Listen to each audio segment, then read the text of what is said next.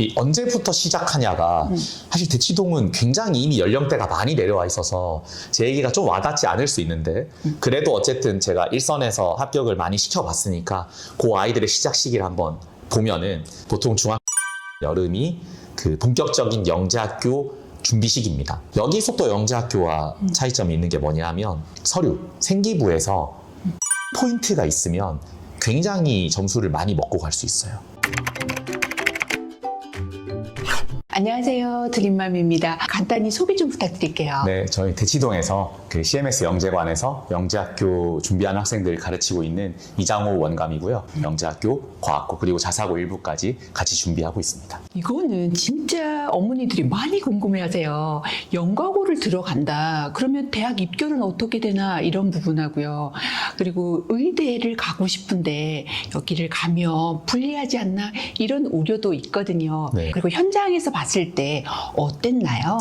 사실 이제 이런 얘기 진짜 사실 예민한 얘기거든요. 이게 왜냐하면 이거 그 영재학교 과학고 관계자들도 또 볼 수 있잖아요. 제가 이런 얘기 많이 해가지고 좀 약간 이제 좀 그렇긴 한데 그래도 일단 영과고 출신의 의대생이 굉장히 많아요. 뭐 사실 어쩔 수 없죠. 의사가 되게 좋은 직업이고 이런 뛰어난 친구들에게 어떻게 보면 뭐 좋은 직업을 갖고 싶은 그런 것들을 막을 수는 없는 거니까요. 제도적으로 많이 막으려고 하지만 재수에서 정시로 가는 비율이 굉장히 높습니다. 영재학교는 사실 그런 수능을 준비하는 학교가 아니기 때문에 현역으로 수능을 치기는 어렵거든요. 끝내고 재수해서 의대를 가는 케이스가 가장 많고요. 재학 중에 가는 비율이 사실 서울과학고, 경기과학고, 대전과학고는 꽤 됩니다. 수시로 그냥 지원하는 거죠, 의대를.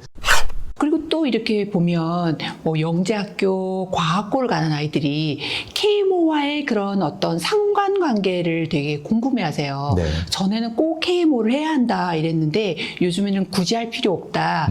뭐 1차 정도만 해도 된다. 이런 얘기도 하고요. 또 어떤 분은 꼭 질문해 주세요라고 했는데 네. 1년 안에 1, 2차 다 수상할 수 있나요? 뭐 이런 질문도 있으셨어요. 여기까지 포함해서 말씀 좀 부탁드릴게요. 이제 KMO가 꼭 필요하다. 이 필요가 어떤 부분이랑 연계되는지를 좀 살펴봐야 되는데요. 이제 컨텐츠적으로, 그러니까 KMO 1차 준비와 영재학교 준비가 얼마나 연관되어 있는가. 이런 걸 보면 KMO 1차는 사실 최근의 영재학교 트렌드와는 어느 정도 맞닿아 있습니다. 한동안 맞닿아 있지 않았어요. 영재학교 시험은 서술형 시험이고 뭐 증명이나 깊은 어떤 그런 것들을 요구했던 시험이었는데 최근의 영재학교 시험의 경향성은 답을 내는 시험으로 향해 가고 있어요. 정량적인 평가가 좀 되는 그런 시험이고 다만 해당하는 답을 내는 데 있어서의 과정이나 이런 것들을 중요하게 생각하는 뭐 그런 시험이에요. 그래서 KMO 1차의 컨텐츠가 다시 이제 영재학교 시험과 맞닿기 시작했다. 다만 KMO 2차의 어떤 그런 컨텐츠들 좀 논증이 좀 깊게 들어간다거나 이런 부분들은 이제 영재학교 시험이랑은 사실 거의 접점이 없는 그런 시험이에요. 그래서 KMO 2차를 해야 되냐 이렇게 물어봤을 때 컨텐츠적으로는 뭐 필요는 없다. 근데 제가 일선 학부모들이 저한테 많이 질문을 하거든요. 2차 해야 됩니까? 저는 무조건 해야 된다고 얘기해요. 자, 컨텐츠적으로 이제 접점이 없다는 것은 아까 이제 컨텐츠 얘기고 이제 이런 KMO 준비를 통해서 길러지는 역량이 영재학교 입시랑 어떤 연관이 있냐 이렇게 보면은 또 연관이 있거든요. 2차에서 배울 수 있는 큰 것들 중에 하나는 서술 연습인데 서술 예, 연습. 1차에서는 서술 연습을 아예 안 하는 수준입니다. 사실 답을 맞으면 끝나기 때문에 오직 직관을 통해서 답을 맞추는 그런 테크니컬한 연습을 많이 시키거든요. 그게 중요하기도 하고 다만 영재학교는 단답형 문항이 지금 출제가 안 되기 때문에 답을 맞추더라도 서술을 해야 되고 그런 서술 연습을 강하게 그 1점 단위 감점을 하는 그런 식의 연습은 KMO 2차만 한 게 없어요. 네. 그래서 이것 때문에 해야 되고 또 두 번째는 결국은 그 현재 시점 그러니까 뭐 5월에서 8월 사이에 가장 뛰어난 아이들은 다 KMO를 하고 있어요. KMO를 안 하고 있는 그런 가장 뛰어난 친구들은 몇 명 안 돼요. 그런 풀에서 결국 경쟁을 하면서 본인의 어떤 부족함도 느끼고 이기고 싶어 하고 뭐 그런 마음을 좀 가지려면 2차를 해야 돼요. 그게 아니면 그런 풀의 아이들을 모아둘 만한 그런 곳이 없습니다. 그런데 근데 이 가르쳐 보시면 워낙 많은 학생들을 가르치고 또 합격도 시키셨잖아요. 네. 뭔가 눈에 띄거나 아니면 인상 깊은 그런 친구가 있을까요? 매년 그런 친구들이 많이 있죠. 뭐 사실 이제 눈에 띄는 친구라는 게 물론 아주 뛰어난 친구들도 눈에 띄겠지만 그런 친구들 사실 이미 모여 있어요. 제일 잘하는 애들 제일 높은 반에 다 모여 있으니까 그런 친구들 말고 뭐 이제 거기에 들어가 있지 않은데 합격한 친구들을 보면 굉장히 좀 느린 친구들이 많아요. 느린 친구들 위로될 것 같아요. 그럼 느린 친구들인데 합격을 한다는 거잖아요. 서울과학고에 그것도 가서도 잘하는. 오, 가서까지 잘한다. 네, 예, 이 느린 친구들이라는 게 이제 진짜 행동도 느려요. 천천히 다니고 밥도 천천히 먹고 네, 그런 친구들인데 계산도 천천히 하고 근데 이런 친구들의 어떤 특징 중에 하나 그냥 느린 게 아니고 어떤 게 특징이 있냐면 본인이 이해가 되지 않으면 넘어가지를 못해요. 완벽하게 공부하고 하는 거죠. 보통 이제 뛰어난 친구들의 특징이 빠르게 받아들이고 빠르게 이제 암기하고 좀 지나가면 약간 까먹은 다음에 휘발된 걸 다시 채우고 이런 경향성이 있는데 이 소위 말하는 느린 친구들은 내가 이거 내 머리에 완벽하게 안 들어오면 안 넘어가. 성실까지 하지 않나요? 보통 다 성실하죠. 왜 이게 안 넘어가니까 해결할 때까지 하는 거예요. 그래서 본인 머리에 넣고 나면 잊지 않고 얘가 끊임없이 쓰이는 거죠. 그래서 시간이 지남에 따라 그 가져가는 컨텐츠 양이 비약적으로 늘어나게 돼서 시작할 땐 느렸는데 지금도 물론 느린데 가다 보면 점점 쌓인 게 너무 많아서 결국은 남들 10개 풀 때 얘는 2개, 3개만 풀어도 실제로 가져가는 양이 비슷하게 되고 쌓인 양이 점점 증가하는 뭐 그런 우리가 소위 말하는 대기만성형 친구들인 거죠. 그러니까 이게 그냥 느리기만 한 게 아니라 완벽주의자 성향이 약간 있으면서 네, 좀 꼼꼼하게 공부한 친구들이 결국은 잘해진다. 이런 친구들이 막상 3학년 8월까지 그러니까 좀 시간이 없잖아요. 3학년 때 영재학교를 떨어지더라도 자사고 가서 잘 되는 친구들도 있고 일반고 가서 강남권 일반고 1등급 다 받아서 결국 의대 가서 만나는 친구들도 있고 그런 친구들이 나중에 다 좀 잘 되는 걸 보니까 좀 그런 부분이 좀 인상 깊었습니다. 그럼 영재학교하고 과학고는 들어가려면 언제부터 준비해야 되는 거야? 그리고 또 어떻게 공부해야 되는 거야? 이게 정말 중요하잖아요. 네네. 이 언제부터 시작하냐가 사실 대치동은 굉장히 이미 연령대가 많이 내려와 있어서 제 얘기가 좀 와닿지 않을 수 있는데 그래도 어쨌든 제가 일선에서 합격을 많이 시켜봤으니까 그 아이들의 시작 시기를 한번 보면은 항상 이제 역산을 하거든요. 보통 중학교 2학년 여름이 그 본격적인 영재학교 준비 시기입니다. 수학 올인하는 시기. 그 전까지 모든 다른 컨텐츠를 마치고 와야 돼요. 어떤 컨텐츠를? 예를 들면 KMO를 한다거나 선행을 한다거나 이런 것들. 그래서 제일 뭐 베스트는 KMO를 보통 2번 시도하고 오는 게 베스트입니다. 2번 시도한다는 것은 중2 여름에 KMO, 중1 여름에 KMO. 2번 시도를 위해서는 6학년에 KMO 준비를 시작하는 게 좋겠죠. 6학년에 시작하려면 6학년 여름까지 수학 상하, 고등학교 1학년 과정 또는 좀 길게 하면 대수까지 끝나면 좋아요.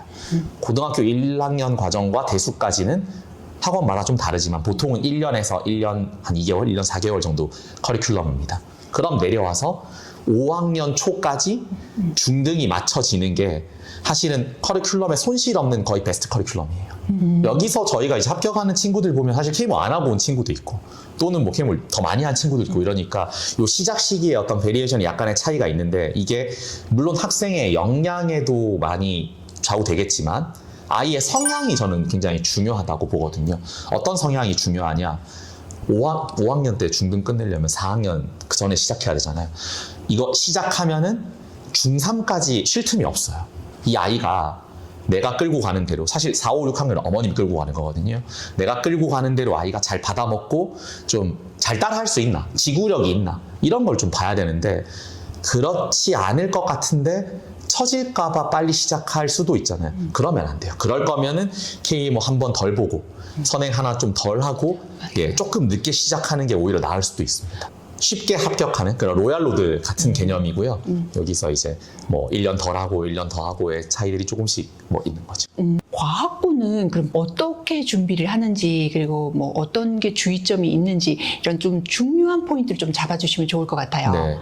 아까 영재학교는 지필고사가 좀 주요한 그런 변별 요소라고 말씀드렸는데 과학고는 시험은 없어요. 공식적으로는 2번의 면접이 있고요. 출석 면접, 소집 면접 이렇게 두 번의 면접으로 아이를 선발합니다. 출석 면접에서는 이제 본인이 제출한 서류를 기반으로 하는 면접이고 소집 면접은 이제 문제가 정해져 있는 보통 네모난 봅니다. 수학 2개, 과학 2개. 둘 다 이렇게 아이가 직접 학교를 가는 거죠. 그렇습니다. 네, 이름은 출석 소집이지만 둘 다 이제 학교를 가게 바뀌었죠. 코로나 이후에. 그래서 소집 면접은 수학과학 문제를 본인이 푼 다음에 7분간 면접하는 그런 방식이에요.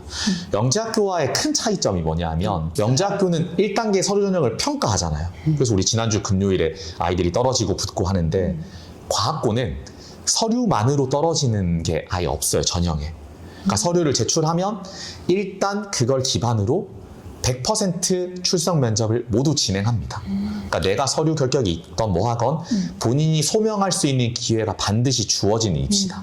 그래서 내가 조금 뭔가 서류에서 마음에 안 드는 부분이 있더라도 면접으로 역전이 가능하기 때문에 앞전에 말한 영재학교처럼 그런 서류 결격 때문에 한 번에 떨어지는 그런 게 없어서 역전할 찬스가 많이 있고요.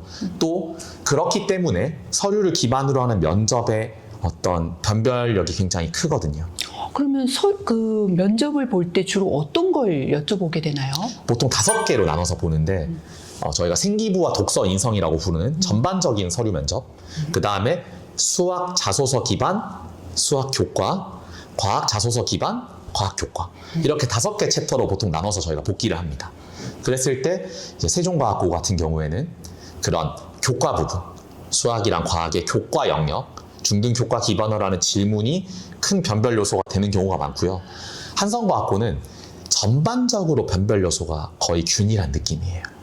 어떤 느낌이냐 하면 세종은 내가 뭘 말하면 선생님이 계속 꼬리로 물어서 아예 역량을 평가하는 거 하면 한성은 심지어 질문할 걸 미리 인쇄까지 해와서 이거 문제 풀어봐 이런 느낌으로 면접을 할 때 세종은 꼬리 질문을 하는 그런 느낌이고 한성은 내가 정해진 질문 다 할 거니까 너 각각 답변해 각각 점수 다 정해놨어 이런 느낌입니다. 네, 그래서 세종이 좀 수학과 역량이 뛰어난 친구들을 좀 선호하는 느낌이고 한성은 전반적으로 서류가 플랫한 다 좋은 다 잘하는 내신도 좋고 뭐 그런 애들을 좀 선호하는 느낌이고요.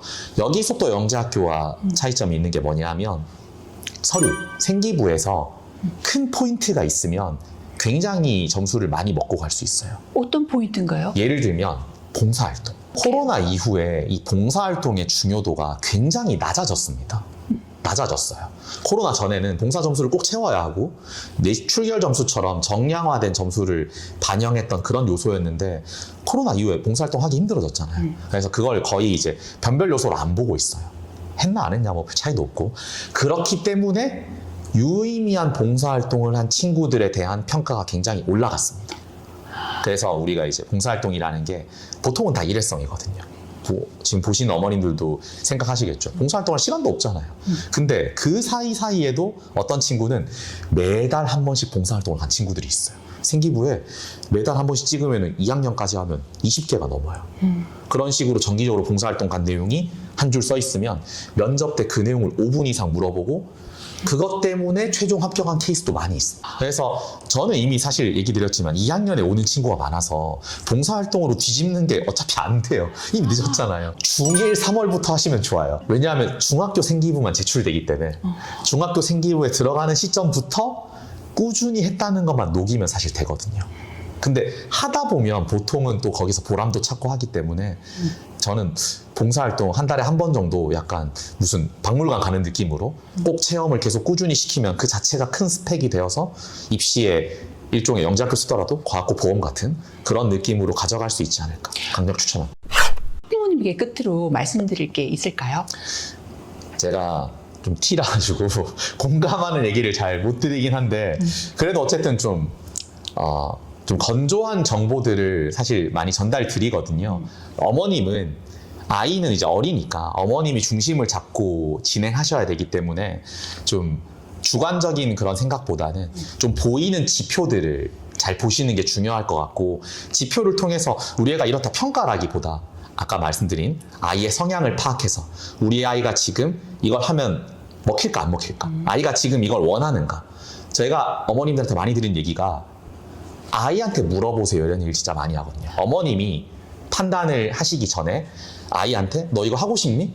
이거 해볼까? 아이가 예라고 동의하고 출발하는 것과 해라고 하는 거랑 엄청난 차이가 있어요. 본인이 아이가 말을 뱉으면 본인이 지키고 싶거든요. 그런 확신을 주고 너무 맞는 말씀이세요. 확신을 주고 출발하면 정말 좋을 것 같습니다. 이렇게 장시간 좋은 말씀 감사합니다. 예, 여러분 도움 많이 되셨지요? 궁금한 점 있으시면 댓글 남겨주시고요. 드림맘은 다음 시간에도 여러분에게 꼭 필요한 주제로 찾아올게요. 감사합니다. 감사합니다.